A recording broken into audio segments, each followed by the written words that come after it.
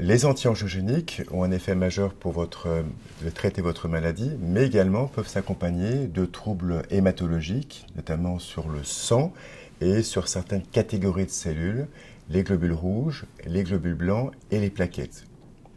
Pour les globules rouges, lorsqu'il y a une diminution de ceux-ci, on parle d'anémie, et cela a une répercussion d'emblée sur votre état général puisque ça entraîne une fatigue.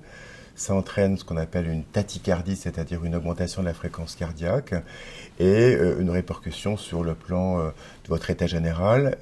Vous avez du mal à monter les escaliers, vous êtes essoufflé après une longue marche et ceci va retentir sur votre tonus psychologique. Devant une anémie, il faut chercher la cause.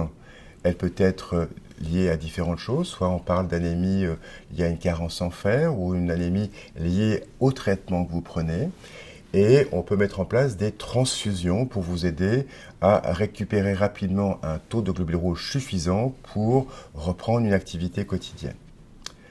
Concernant cette anémie, il faudra bien sûr en parler avec votre médecin devant tous les différents signes que sont la fatigue, l'essoufflement, la tachycardie, de façon à ce qu'ils puissent voir l'étiologie particulière et adapter le traitement en fonction de cette anémie.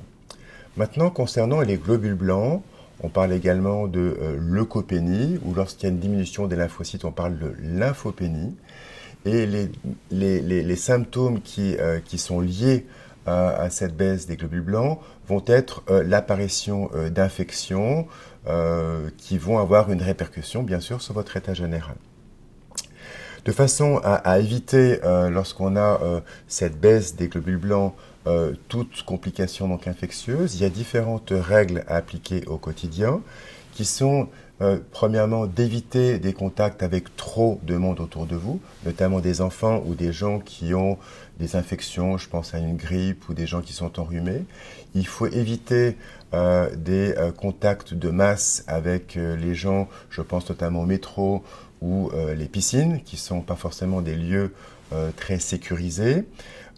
Et puis également, mais pour autant, il ne faut pas se couper du monde, il faut avoir également des contacts avec les gens que vous aimez, mais il ne faut pas vous isoler complètement donc à la maison. Pour les mesures d'hygiène devant donc une lymphopénie ou une leucopénie, il faut prendre un bain par jour ou une douche par jour, bien vous lavez les mains après différents contacts, puisque les germes sont trouvés partout, notamment au niveau des portes, des objets que vous utilisez, qui sont communs donc à d'autres personnes. Il faut vous brosser les dents régulièrement donc avec des brosses à dents qui soient douces.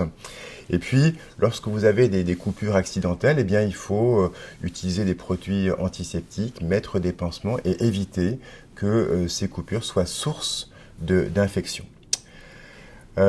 Si jamais vous avez de la fièvre, au-dessus de 38, avec un thermomètre que vous allez prendre sous l'aisselle et non pas donc, au niveau donc, anal, eh bien, vous allez consulter auprès de votre généraliste et votre spécialiste de façon à voir si c'est une fièvre qui est gérable à la maison ou si au contraire, en raison de cette chute de globules, il faut mettre en place un traitement donc, antibiotique, voire vous hospitaliser.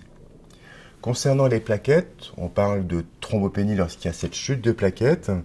Le symptôme majeur, c'est les hémorragies, puisque comme les plaquettes ne sont pas en quantité suffisante, eh bien, vous allez avoir des saignements. Principalement, ces saignements, c'est au niveau du nez, ce qu'on appelle des épistaxis, ou alors au niveau des urines, on parle d'hématurie par exemple. Et il faut pouvoir lutter contre ces saignements, ou en tout cas les prévenir. Quand le taux de plaquettes est encore relativement donc élevé, en tout cas au-dessus de 50 000, il n'y a pas de mesure particulière à mettre en place. Mais lorsque ce taux descend en dessous de 20 000, là, il y a vraiment des mesures spécifiques médicales à mettre en place. Et il faut toujours en parler à votre médecin traitant. Vous avez un saignement quelque part, vous le signalez à votre médecin traitant de façon à ce qu'il puisse anticiper et voir quelle est la cause de cette thrombopénie. Quelques mesures simples pour la thrombopénie. Évitez de vous raser avec un rasoir à main, plutôt privilégier les rasoirs électriques. Pour les brosses à dents, utilisez des brosses à dents qui soient souples. Si vous prenez des anticoagulants, il faut bien sûr en parler à votre médecin traitant parce que ça risque de majorer les hémorragies. Et puis, pour l'ensemble de ces trois symptômes, globules rouges, globules blancs et plaquettes, dès que vous voyez sur votre prise de sang une anomalie particulière, vous devez le signaler à votre médecin généraliste et également à votre oncologue référent. Concernant les saignements et plus particulièrement l'épistaxis, comment pouvoir gérer ce symptôme? Eh bien, quand vous sentez que vous avez donc des saignements donc, au niveau du nez, vous devez donc appliquer pendant environ une dizaine de minutes, pencher donc en avant, une pression importante ici de façon à pouvoir permettre aux micro-traumatismes locaux de pouvoir permettre la coagulation. Vous savez que quand on a une plaie, il faut généralement une dizaine de minutes avant que, avec une pression forte, de façon à permettre donc la coagulation. Si vous comprimez moins de temps que cela, ça ne va pas marcher. Donc, avoir cette pression au niveau du nez, pencher donc en avant, à pouvoir appliquer éventuellement des glaçons de façon à permettre d'aider à cette cicatrisation. Et puis si les symptômes perdurent, bien sûr, consultez votre médecin, allez aux urgences et mettre en place ce qu'on appelle des méchages, de façon à éviter que ce saignement ne s'aggrave et s'amplifie.